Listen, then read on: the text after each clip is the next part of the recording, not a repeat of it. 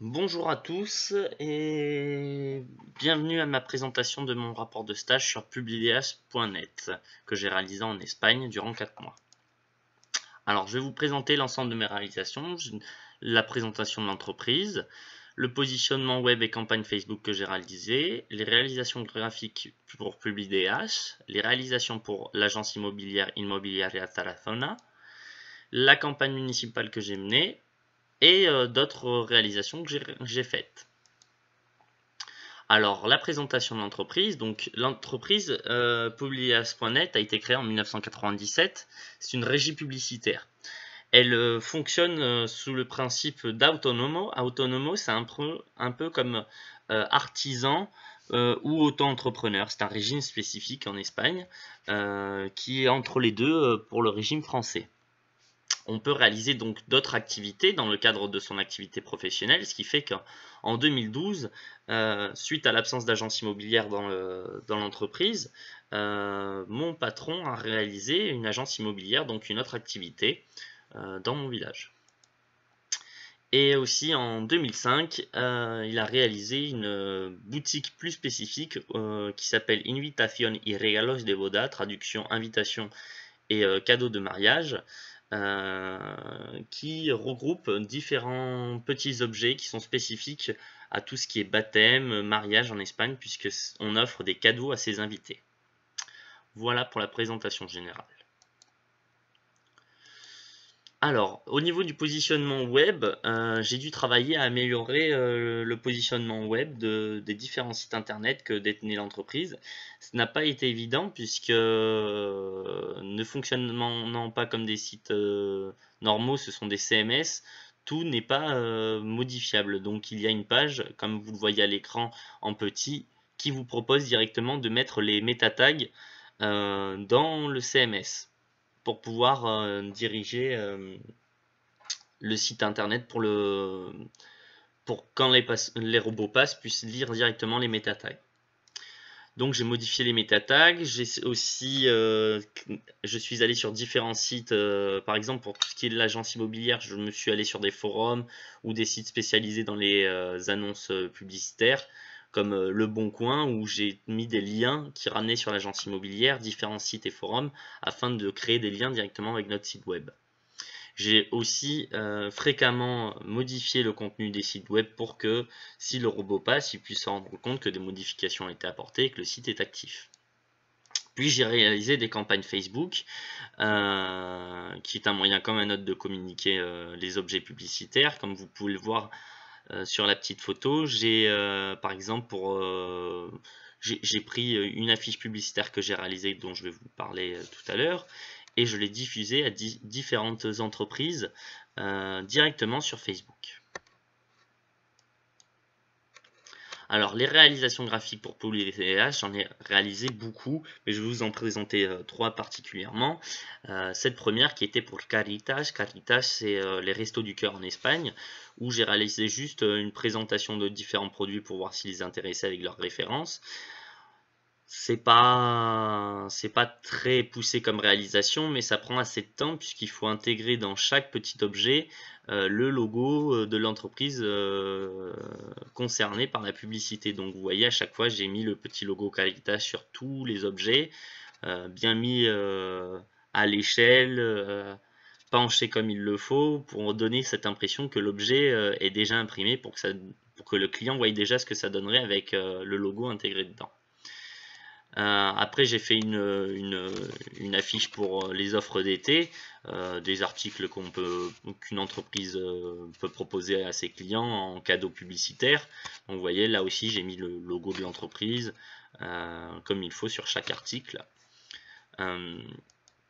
Et là, bon, une affiche beaucoup plus simple pour les impressions où j'ai mis toutes les réalisations qu'on peut faire, puisque comme c'est une régie publicitaire, on fait de tout, aussi bien des objets publicitaires que de l'impression.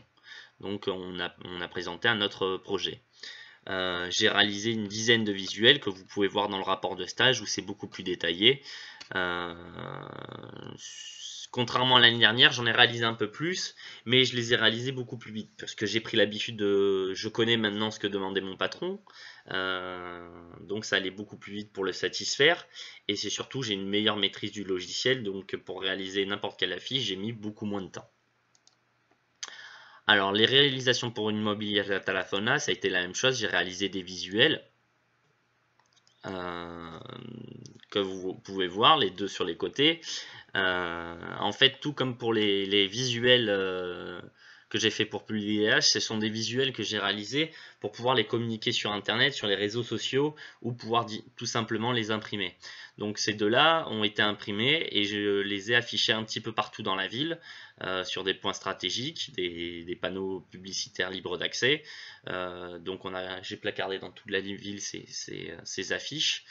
J'ai aussi réalisé une meilleure présentation des produits immobiliers, comme vous pouvez le voir sur l'image centrale, parce qu'avant, mon patron ne mettait que le nom du bien, les caractéristiques, et c'est tout. Maintenant, je lui dis, on va aller prendre les photos de chaque bien immobilier, on va les afficher comme on voit dans les agences traditionnelles immobilières. Donc j'ai réalisé 2 panneaux dans l'agence pour présenter les produits immobiliers. Et ainsi, donc tous ces visuels que j'ai aussi bien réalisés pour Immobiliaria Tarazona et pour PubliDH sont aujourd'hui disponibles sur internet, et je lui en ai réalisé vraiment beaucoup pour qu'il puisse réaliser, même après mon stage, toute l'année, pouvoir faire des publicités toute l'année, présenter des nouveaux visuels pour l'Immobiliaria, pas toujours la même affiche, pour que ça fasse de la relance, pas toujours être figé sur la même présentation. Donc là, je lui ai à peu près fait des visuels pour au minimum 1 an de visuels. Alors la campagne municipale, ça a été une chose très intéressante, puisque j'ai dû réaliser, comme vous voyez à gauche, le visuel de campagne du candidat à la mairie de mon village. Ce qui a été intéressant, c'est que j'ai dû suivre un cahier des charges très précis donné par le Parti socialiste, pour pouvoir réaliser une affiche de campagne qui ressemblait à toutes les affiches de campagne de tous les autres candidats de toutes les autres villes. Donc c'était assez intéressant de travailler avec réellement une directive, des polices, des caractères à introduire, à expliquer qu'il fallait bien mettre la photo à gauche, mettre le nom à droite. Vraiment, c'était très intéressant de voir quelque chose de professionnel, puisque pour l'instant, même dans le cadre des cours, on nous avait jamais donné un cahier des charges à respecter très précis. C'était nous qui devions respecter créer notre cahier des charges. Là, c'était je devais respecter un cahier des charges. Donc tout ce que vous pouvez voir sur la photo de droite où je suis présent, ce sont mes réalisations. Donc j'ai dû travailler aussi à bien penser les pixels, puisque vous voyez la grande affiche de l'équipe de campagne, elle est imprimée en très grand et elle n'est absolument pas pixelisée. Donc j'ai bien dû travailler à réaliser des images tout support. Donc là par exemple, vous auriez pu encore l'agrandir, que vous ne voyez pas un pixel. Donc c'était très intéressant, surtout après j'ai vu l'envers du décor d'une campagne électorale, même si vous savez que moi j'ai fait de nombreuses campagnes électorales au sein de l'université. C'était intéressant de le voir à un niveau municipal, et on peut constater que quelle que soit l'élection, les méthodes sont toujours les mêmes. Les plans de campagne sont toujours les mêmes, donc c'était assez intéressant d'être au cœur d'un plan de campagne, voire à J plus 30, il faut réaliser ça au niveau de la communication, à J-15, ça au niveau de la communication. Voilà. Nous, au niveau de PubliDS, on avait en charge toute l'impression et toute la réalisation graphique de tous les supports de campagne. Même les goodies, nous avons vendu des goodies au Parti socialiste, tout ce qui est stylo, impression. Donc c'était très intéressant, puisque il y avait beaucoup de travail. Et ça rapportait pas mal d'argent à l'entreprise. Bon, d'autant plus que mon patron lui aussi était au sein de cette campagne municipale, donc il y avait un peu un double enjeu, aussi bien financier de bien travailler, et aussi mon patron, lui il avait un intérêt personnel puisqu'il était candidat sur les listes municipales, donc il y avait un double intérêt de bien s'investir au niveau de l'entreprise. Au niveau de mes autres réalisations, donc j'ai fait des réalisations pour des clients. Je vous les ai mis dans le rapport de stage. J'en ai pas eu beaucoup cette année pour des clients parce que le marché est encore moins bon que l'année dernière. Les clients sont toujours plus frileux à mettre de l'argent dans la communication, alors qu'on a vu en cours que quand le marché va mal, justement, il faut investir plus dans la communication pour attirer le client. Mais là, les Espagnols sont plus dans la situation, on n'a pas d'argent, on communique pas.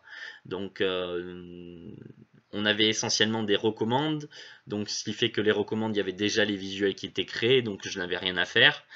Et donc je n'ai eu que 4 demandes clients, Caritas, une boutique de vêtements, le Parti Socialiste et un agriculteur qui avait besoin de visuels. Donc je n'ai pas réalisé grand chose pour des clients, je me suis réellement concentré sur toute la partie publiée, je me suis réellement chargé de tout ça. Après, j'ai travaillé sur différents supports pour l'image de l'entreprise, c'est-à-dire qu'en plus des visuels que j'ai créés pour Internet, pour la communication, j'ai réalisé par exemple les aimants pour la voiture, l'entrée les panneaux lumineux de l'entrée de l'entreprise. J'ai réalisé la publicité pour le journal officiel du village. J'ai réalisé vraiment les visuels pour la communication même de l'image de l'entreprise. Pas simplement pour faire de la pub pour les produits, mais tout simplement l'image.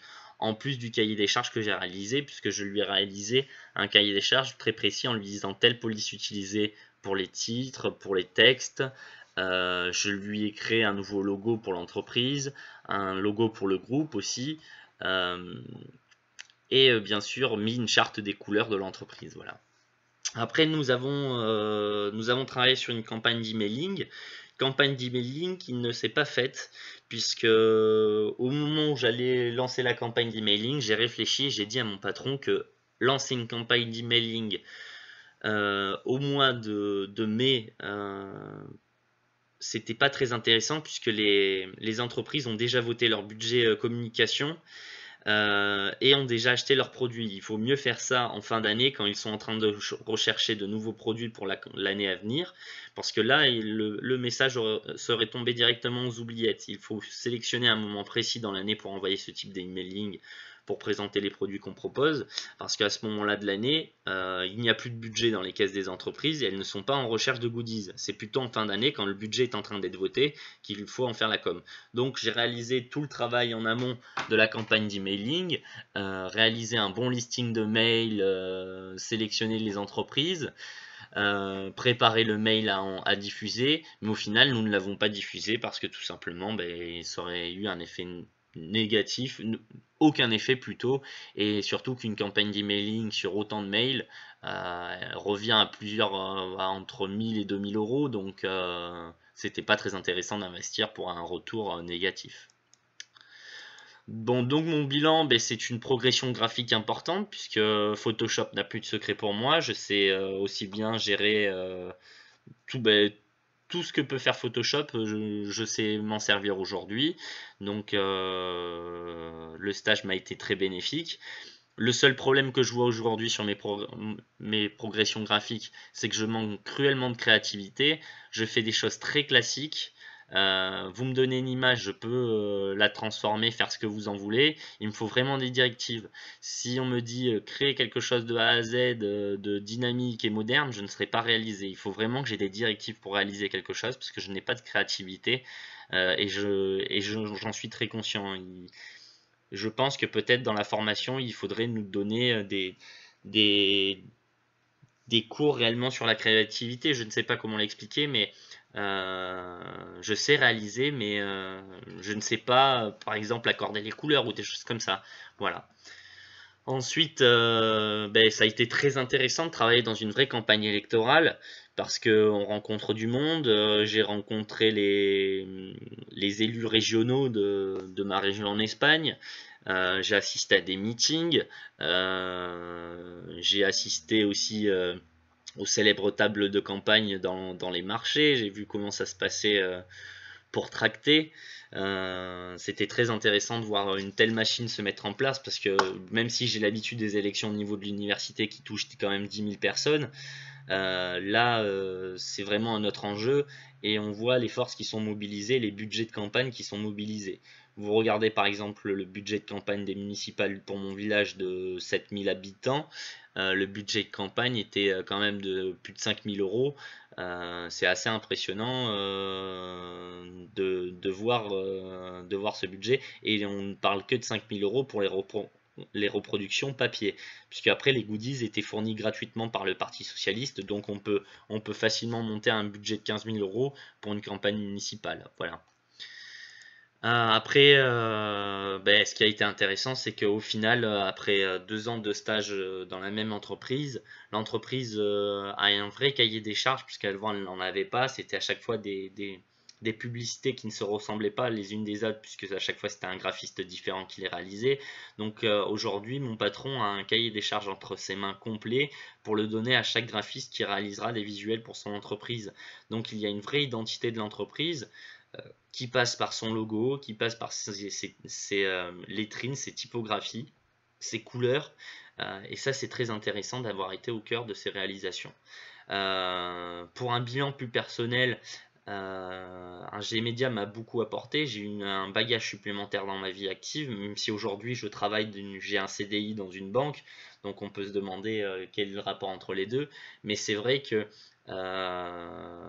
la formation G-Media lors d'un entretien d'embauche a été abordée par un recruteur qui connaissait un G-Media et qui trouvait qu'un G-Media était une bonne école pour les futurs directeurs d'agence dans un milieu bancaire, puisque la personne connaissait elle savait que nous réalisions des projets de groupe et d'équipe et que nous fonctionnons par équipe et projet, par les réalisations collectives. Elle trouvait ça intéressant de recruter quelqu'un d'un G-Media qui avait cette expérience des réalisations collectives parce que mon ambition moi est de devenir directeur d'agence un jour pour avoir un futur directeur d'agence. Donc c'est ce qui a appuyé mes candidatures dans les différentes entreprises où j'ai postulé et qui a fait un petit peu pencher la balance, puisqu'il voyait très bien que j'avais un esprit qui serait très bon pour devenir directeur d'agence. On ne le devient pas quand on rentre dans une banque, mais un peu plus tard, mais il voyait que j'avais l'esprit à le devenir. Donc ça a été un avantage lors de mes recrutements. Donc aujourd'hui, je remercie la formation G-Media et l'accompagnement qu'elle a su faire tout au long de mes études. Voilà. Je vous remercie de votre attention et peut-être à bientôt si je redescends un jour dans le sud.